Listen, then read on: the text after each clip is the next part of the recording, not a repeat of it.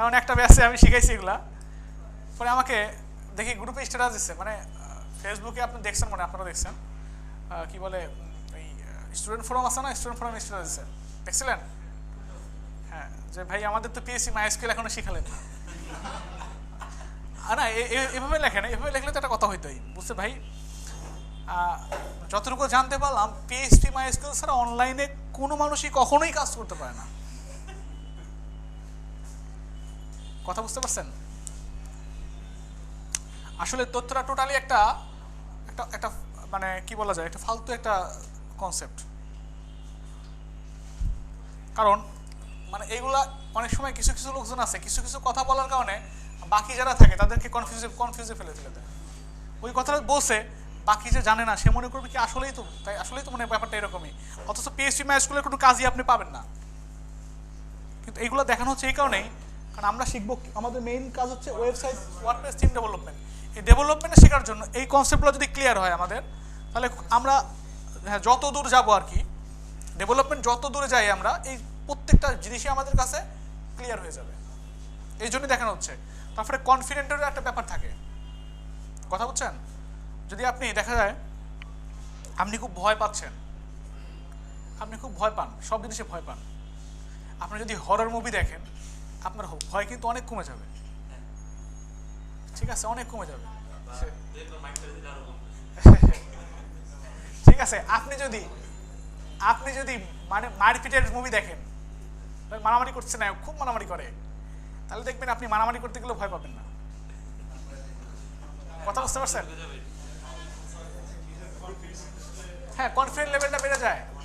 আমি ছোটবেলায় একবার মুভি দেখছিলাম, গল্প শুনেন, ছোটবেলায় একটা মুভি দেখছিলাম, একটু সাইলেন্ট থাকি আমরা, গল্প শুনি। ছোটবেলায় একটা মুভি দেখছিলাম, মুভিটাতে এরকম ছিল যে নায়কের বাবা খুব মারে, নায়ক চুপ করে দাঁড়ায় থাকে, মার খায়। বুঝতে পারছেন? আমার কনফিডেন্ট এরকম, আমার আব্বু তোমাকে মারলে সমস্যা নেই, দাঁড়ায় থাকবো, চুপ নায়কের মতো দাঁড়ায় থাকবো। এর আগে যদি আমার আব্বু আমাকে মারার জন্য ডাকতো, আমি বুঝতে পারতাম মারবে, এখন দৌড় দিতাম। হ্যাঁ, ওই সময় না, সবসময় মানুষের মানে কনফিডেন্ট লেভেলটা বাড়ানোর জন্য, মানে যদি ওই কাজই যদি করেন তাহলে কনফিডেন্ট লেভেলটা অনেক বেড়ে যায় আর কি। তো যাই হোক, আমি ক্রিকেট খেলতে গেছি। আমি আবার ছোটবেলায় খুব ক্রিকেট পাগলা ছিলাম, মানে আমাকে পরীক্ষা যাই হোক আমি প্রতিদিনই খেলতেই হবে। আচ্ছা যাই হোক, এখন খেলতে গেছি, আমার আব্বু আমাকে একবার ডাকছে, আমি শুনি নাই, তো রাগ হয়ে গেছে তার অটোমেটিক্যালি। ডাকছে, আমি ভাবলাম যে প্রতিদিনই তো ডাক, মানে যদি মারার জন্যই ডাকে আমি দৌড় দিই, আজকে আর দৌড়াবো না, নাকের মতো দাঁড়ায় থাকবো। আমার আব্বুর আবার এটা নিয়ে রাগ হয়েছে, কিন্তু আমি ডাকলাম দাঁড়ায় রইলো, আবার ঘাড় তেরাম্য করে, রাগ আরো বাড়ছে। ঠিক আছে, তারপর একটা ছিল কি বলি, স্কেল ছিল আর কি হাতে, মানে দুইটা যেই বাড়ি দিল, আমি 3 নম্বর বাড়িটা সহ্য করতে পারলাম না। মনে করলাম যে সহ্য করবো, বুঝছেন, দুইটা তো সহ্য করা গেল, 3 নম্বরটা সহ্য করা গেলাম, পড়ে গেলাম তখন। এই হচ্ছে অবস্থা, দুটা সহ্য করছি, এই হচ্ছে অবস্থা। এই কথাটা এই জন্যই বললাম, যদি আপনি ফেসবুকের মতো একটা ওয়েবসাইটকে মোটামুটি একটা লেভেলে নিতে পারেন, যে সেখান থেকে একটা ইউজার রেজিস্ট্রেশন করতে পারতেছে, সেখান থেকে একজন মানুষ পোস্ট করতে পারতেছে, একটা মানুষ কমেন্ট করতে পারতেছে, আপনি চ্যাট করতে পারছেন, এই জিনিসগুলো যদি নিজে নিজে তৈরি করতে পারেন, আপনার মধ্যে কনফিডেন্ট লেভেলটা কিন্তু অনেক বেড়ে যাবে, যে আমি এগুলো করতে পারি ইজিলি, আমি পিএইচপি দিয়ে করতে পারতেছি, ডিজাইন করতে পারতেছি, ডেভেলপমেন্ট করতে পারতেছি। ঠিক আছে, এই কনফিডেন্ট লেভেলটা গ্রো করার জন্য করা হয়। আর সফটওয়্যারিতে আমি ছাড়া কোনো টিচার এটা দেখায় না, ঠিক আছে, অন্য কোনো টিচারই। হ্যাঁ, না ভাগ্যবান না,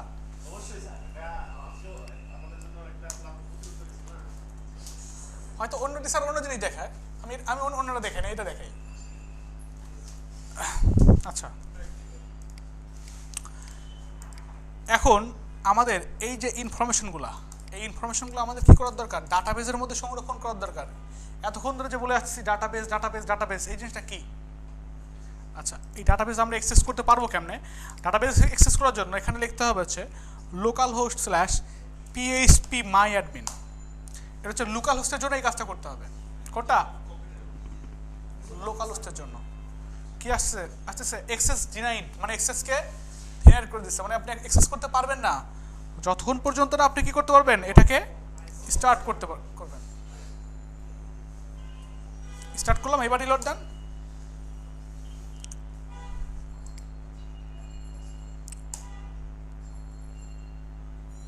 হয়েছে? আচ্ছা, এখানে গিয়ে দেখেন, এখানে গিয়ে বিভিন্ন রকমের ডাটাবেস তৈরি করা আছে অলরেডি।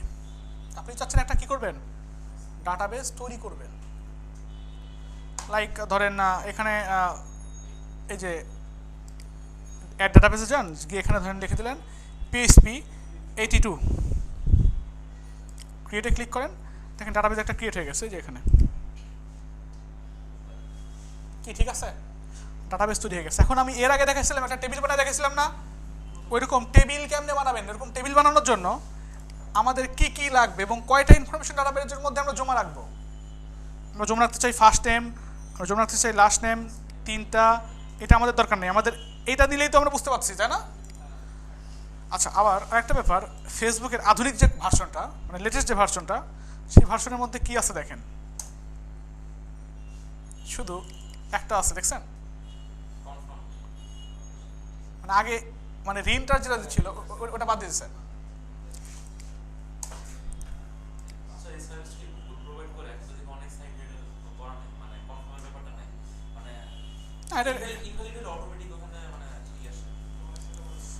ওরা যারা মানে ওয়েবসাইট অথরিটি তারাই করে এগুলো। তারপরে আমাদের এগুলো তো দরকার নেই, আমরা শুধু কোনটা শো করাবো, এটা এগুলো বাদ দিয়ে রাখেন। জেন্ডারটা নেব আমরা এটা তো নেব না, তাই না? আমরা নেব শুধু নেমটা। তাহলে 1টা 2টা 3টা 4টা 5টা 6টা 7টা ইনফরমেশন আমরা ডাটাবেসের মধ্যে পাঠিয়ে দেব। কি বুঝতে পারছেন ব্যাপারটা? এখন এই জন্য আমাদের ডাটাবেসের মধ্যে কি করতে হবে, একটা নাম টেবিল বানাতে হবে। টেবিলের নাম আমরা দিতে পারি সাপোজ ইউজার ইনফো, তার নাম দিলাম ইউজার ইনফরমেশন। এখন টেবিল লাগবে কয়টা আমাদের? 7টা লাগবে না? আমরা জানি একটা ফার্স্টে একটা রাখছিলাম নাম, আইডি নামে রাখছিলাম বা সিরিয়াল নাম্বার রাখছিলাম। এখন ফেসবুকে যখন আমরা রেজিস্টার করতে যাই, আমরা কি বলে দেই যে আমি এত নাম্বার ইউজার, আমি আমার আইডি নাম্বার এত বলে দেই আমরা? ওইটা অটোমেটিক্যালি কিন্তু বাড়তে থাকে না? যে ফার্স্টে করে তার নাম্বার 1, তারপরে যে করে নাম্বার 2, তারপরে যে করে নাম্বার 3। কি কথা বোঝা গেছে? আচ্ছা, তাহলে এখানে কয়টা হবে? 8টা। গোতে ক্লিক করেন, এখানে 8টা ঘর চলে আসছে। আমরা চাচ্ছি ফার্স্টেরটার নাম হবে হচ্ছে ইউজার আইডি, এটা হবে হচ্ছে ইন্টেজার না, 1 2 3 4 এরকম। আচ্ছা, এখানে লেন দিবেন। লেন যদি আমরা এখানে কত দেই, আমরা যদি এখানে দেই 10, তাহলে কতজন ইউজার রেজিস্ট্রেশন করতে পারবে? 10 জন? 10 জন না, 1 2 3 4 5 6 7 8 9 10 এতজন ইউজার রেজিস্ট্রেশন করতে পারবে। কথা বুঝতে পারছেন? আমরা যদি এখানে দেই, এখানে যদি দিতাম 100, 1 2 3 4 5 6 7 8 9 10 এতজন ইউজার কি করতে পারবে?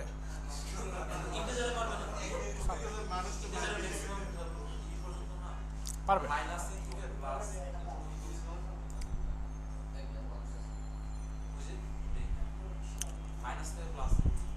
কত?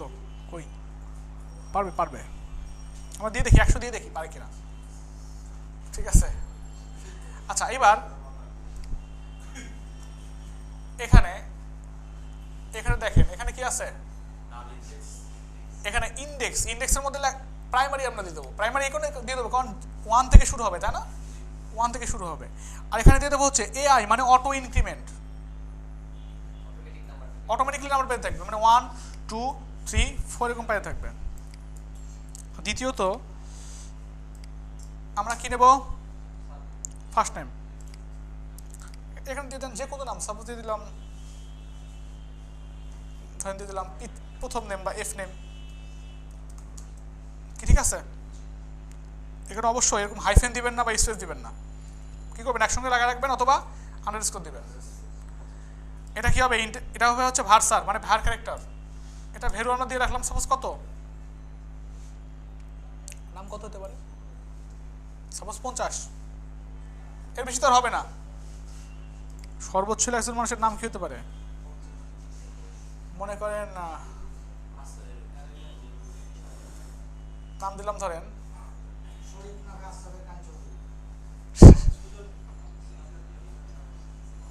নাম দিলাম MOHAMMAD, মোহাম্মদ রহমতুল্লাহ খান দিয়ে দিলাম। বিশাল বড় নাম, বিশাল বড় নাম না? এত বড় নাম, এত বড় যদি হয় তত 50-এর বেশি হবে না, তো দিয়ে রাখলাম আর কি আমরা 50। তারপরে কি এস নেম, এটাও ভার্চার 50। তারপরে কি আছে? ইমেইল, ইমেইল এটা কি হবে? ভার্চার হবে। এটা কত হতে পারে?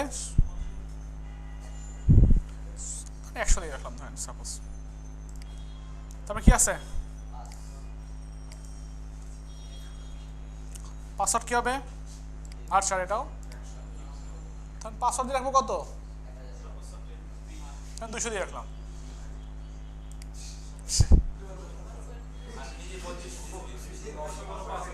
না না, পাসওয়ার্ড বেশি দিলাম এই কারণে, কারণ পাসওয়ার্ডগুলো আমরা নর্মালি যেভাবে দেবো সেরকম থাকবে না। পাসওয়ার্ডগুলো কি করবো আমরা? চেঞ্জ করে দেবো। এটা এনক্রিপ্ট করে দেবো, এনক্রিপ্ট করে দেবো। কথা বুঝতে পারছেন? এনক্রিপ্ট মানে কি?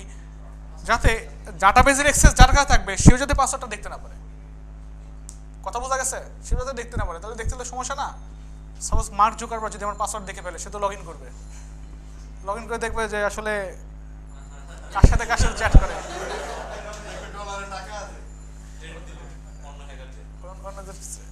আপনার ধরেন সমস্যা করলো। ঠিক আছে,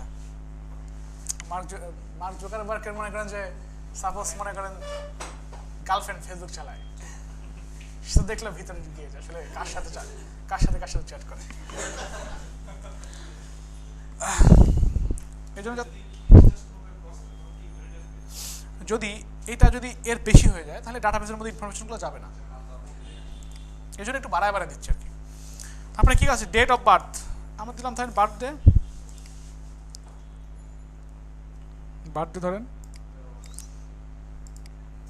ভার্চার কত দিতে পারি? সাপোজ সর্বোচ্চ 4 দুগুণে 2 3 4, আমরা 20টা দিয়ে রাখলাম। হ্যাঁ,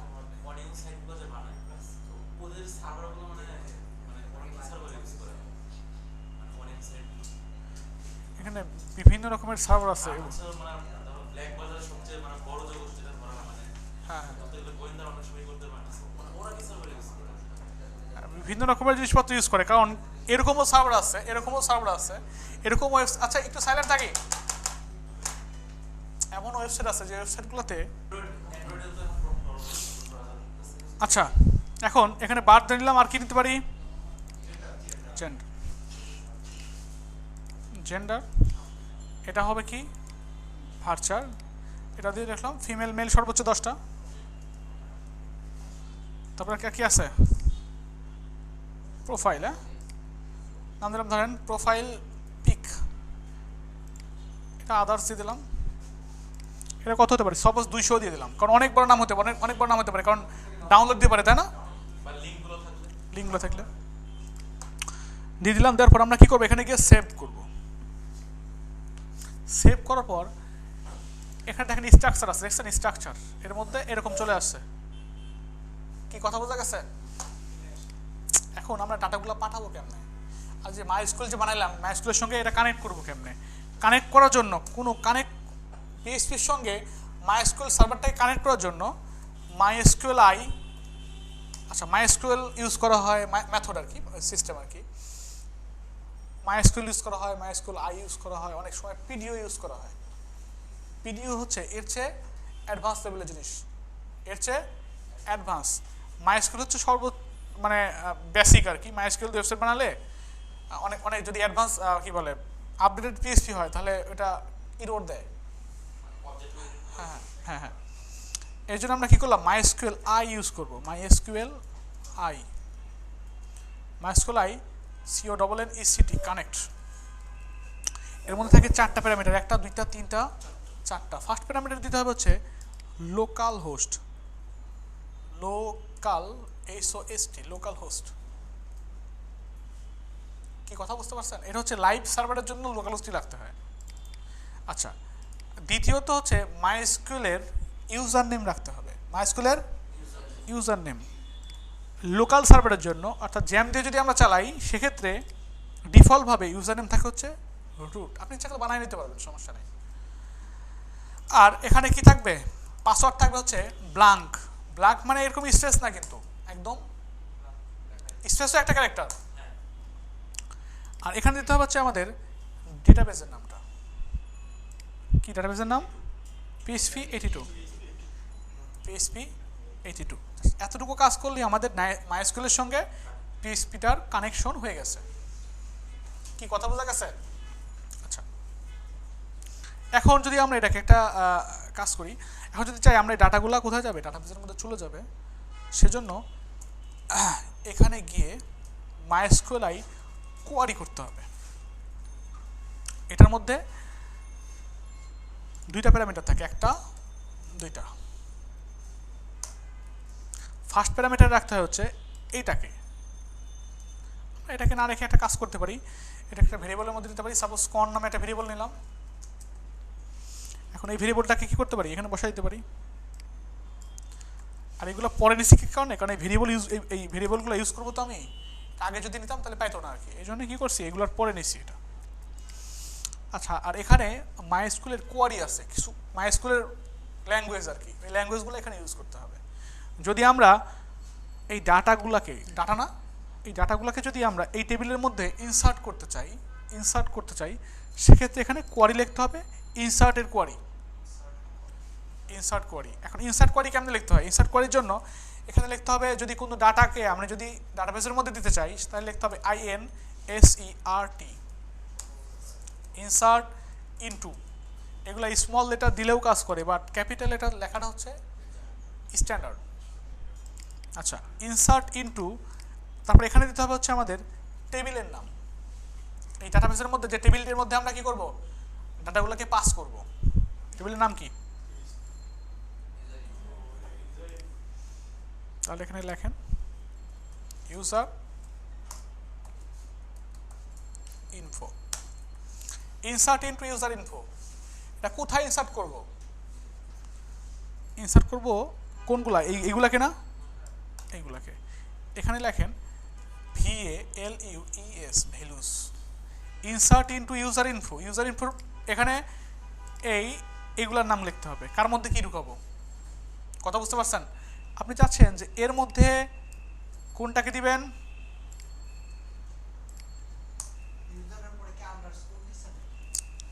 হ্যাঁ ইউজার, এখানে নামটা যা আছে তাই দিচ্ছি আমি, এখানে তো আন্ডারস্কোর হবে। নামগুলোর ক্ষেত্রে কখনো স্পেস বা হাইফেন দিবেন না, কী করবেন, আন্ডারস্কোর ইউজ করবেন। ইনসার্ট ইনটু ইউজার ইনফো, এর মধ্যে যে টেবিলটা আছে, এই টেবিলের মধ্যে যে কলামটা আছে, এই কলাম এফ নেম, তাই না? এই কলামের মধ্যে কোনটা যাবে, এই ভ্যালুটা যাবে। এই ভ্যালুই তো আমরা কোথায় দেবো, এখানে দেবো, তাই না? আচ্ছা, তাহলে নামটা কোথায় বসায় দেবো,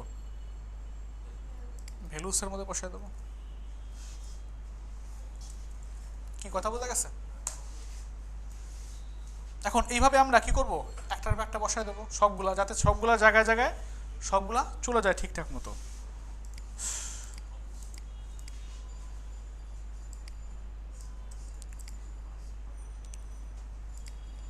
কমা দেন, কমা দিয়ে এখানে বসায় দেন। এস নেম, তারপরে কি আছে, ইমেল,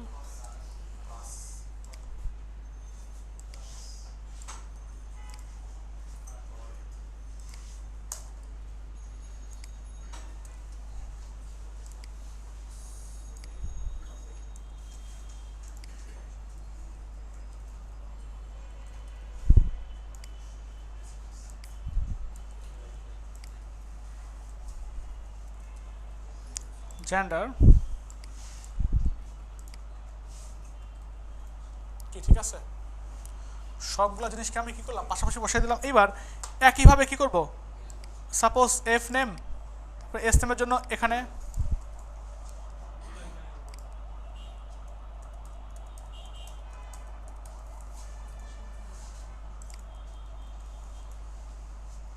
তারপরে কি করব, ইমেল অ্যাড্রেস, ইউজারের পাসওয়ার্ড, তারপরে বার্থডে, জেন্ডার। এখানে কোনো স্পেস দিয়ে না, তাহলে কিন্তু সমস্যা হবে। তারপরে কি কি ঠিক আছে। এবার এখন ডাটাবেজের মধ্যে এখানে যখন দেবো, মানে এই টেবিলের মধ্যে কোনটা জমা হবে, এটা জমা হবে, এই টেবিলের মধ্যে জমা হবে এটা, ইমেলের মধ্যে জমা হবে এটা, পাসওয়ার্ডের মধ্যে জমা হবে পাসওয়ার্ড, বার্থডের মধ্যে যাবে এটা, জেন্ডারের মধ্যে যাবে এটা, এর মধ্যে যাবে এটা। কি কথা বোঝা গেছে? এখন ঠিকঠাক মতোই চলে যাবে ইনফরমেশনগুলো। কন্ট্রোল শিফট আর দেই, দেওয়ার পর আমরা ধরেন নতুন করে লিখলাম, ধরেন দিলাম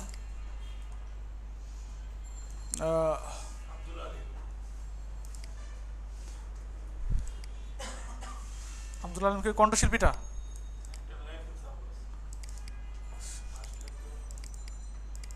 এখানে গিয়ে ধরেন এখানে কার ছবি আছে, ধরেন এটা,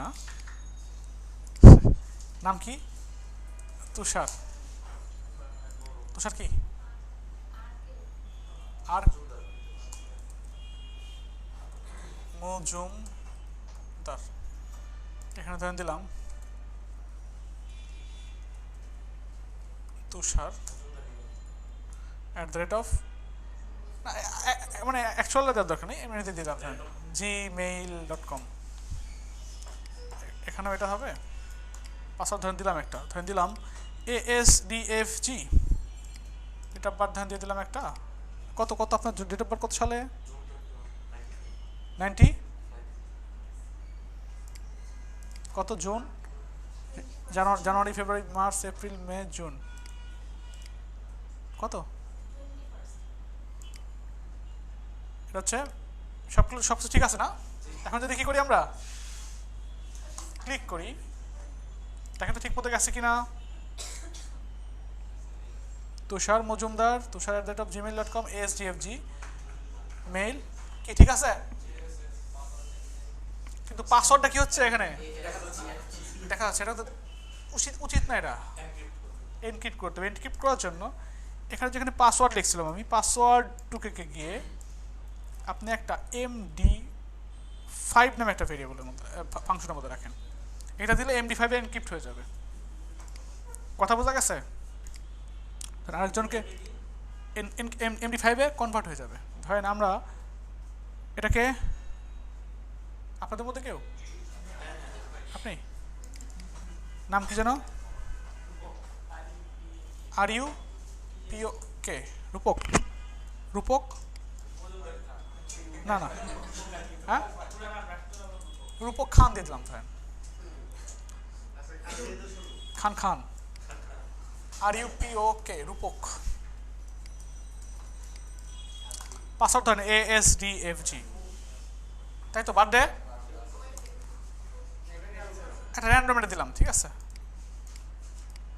আমরা এখন রেজিস্ট্রেশন ঠিক মতো করছি না, পরে যখন এগুলো সব কিছু ফাইনাল হওয়ার পর যখন লগ ইন করবো তখন ঠিক মতো করবো আর কি। আচ্ছা, এখন কি করলাম, এখানে গিয়ে কিট অ্যাকাউন্টে ক্লিক করেন, এদিকে তো ঠিক আছে না,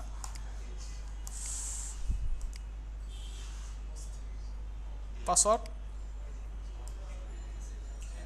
বোঝা যাচ্ছে এখন? হ্যাঁ, এটাকেও কনভার্ট করা যায়, হ্যাকাররা পারে। আচ্ছা, এটা কি করা যায় না যে আমরা ইংরেজির ভ্যালু দেখি বিভিন্ন প্রোগ্রামে, ভ্যালুটা কি আছে তাহলে কি হবে, আমি অ্যাড্রেসটা দেব, ভ্যারিয়েবলে যে অ্যাড্রেসটা কি আছে, অ্যাড্রেসের ভ্যালুটা যদি আমরা প্রোগ্রামে করে ইমপ্লিমেন্টেশন করে যেভাবে ভ্যালুগুলো দিয়েছি আমি, না এটা তো দেখাচ্ছে না। হ্যাঁ, পাসওয়ার্ডটা দেখার জন্য, পাসওয়ার্ডটা দেখার জন্য, পাসওয়ার্ড দেখার জন্য, পাসওয়ার্ড এখন দেখা যাবে না, কারণ এটা MD5 এ করা, MD5টা দেখা যাবে না, MD5টাকে আবার ডিক্রিপ্ট করতে হবে, এনক্রিপ্টকে ডিক্রিপ্ট করতে হবে। কথা বুঝতে পারছেন? আচ্ছা, কথা বোঝা গেছে নাকি? সবাই কি করতে পারবেন? আচ্ছা, নেক্সট ক্লাসের জন্য আপনাদের কাজ থাকবে এতটুকুকেই খুব ভালো মতো প্র্যাকটিস করা, যাতে আমি পরবর্তী ক্লাসে জিনিসগুলো বোঝাতে পারি খুব ভালো মতো, যাতে কারণ বুঝতে আজকে যদি সমস্যা দু একজনের হয়ে থাকে নেক্সট ক্লাসের জন্য না হয়। কি কথা বোঝা গেছে? আর আর এইগুলাকে, আচ্ছা এখনো শেষ হয় না, ওঠেন না ওঠেন না।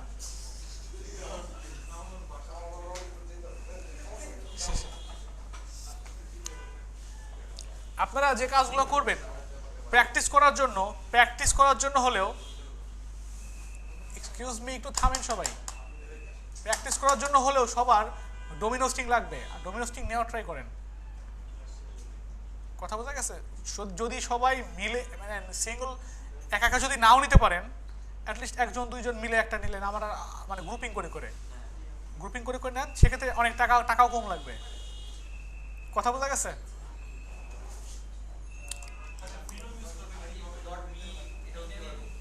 আচ্ছা এখন যদি, আচ্ছা ডোমিনো স্টিংয়ের জন্য বলি, আমি ডোমিনো স্টিংয়ের জন্য আপনি যদি ডট মি নেন বর্তমানে 300 টাকায় পাওয়া যাবে, আর যদি ডোমিন যদি .com বা .info.org নেন, এইগুলোর ক্ষেত্রে পড়বে হচ্ছে আপনার 1000 টাকা। ঠিক আছে? আচ্ছা, আর যদি হোস্টিং নেন তাহলে অনলি ফর, কারণ ক্লায়েন্ট যখন কাজ দিবে তখন আপনি যদি একটা জিনিস নিয়ে অভ্যস্ত থাকেন, সাপোজ লাইভ সার্ভারে কাজ করে যদি অভ্যস্ত হন, তাহলে কিন্তু ক্লায়েন্ট যখন অ্যাক্সেস দেবে আপনি সরাসরি ঢুকতে পারবেন। আর যদি কখনো করে অভ্যস্ত না থাকে, লাইভ সার্ভার সম্পর্কে যদি না জানেন, তো হঠাৎ করে দিলে আপনি ঢুকেই বুঝতে পারবেন না। ঠিক আছে? হ্যাঁ, ডোমেন কিনতে জমিন ভিতরে জিনিসগুলো চিনতে 1-2 সপ্তাহ লেগে যাবে। আবার সাইটগুলোকে আপনি যে কাজগুলো করবেন, আপনার স্যাম্পলগুলোকে রেখে দেওয়ার জন্য লাগবে। ক্লায়েন্ট আপনাকে বলতে পারে যে তোমার কি বলে দাও, তোমার পোর্টফোলিও সাইট দাও। পোর্টফোলিও সাইটে যখন যদি না দিতে পারেন, তাহলে অনেক সময় অনেক ক্লায়েন্ট কাজ দেয় না। ঠিক আছে?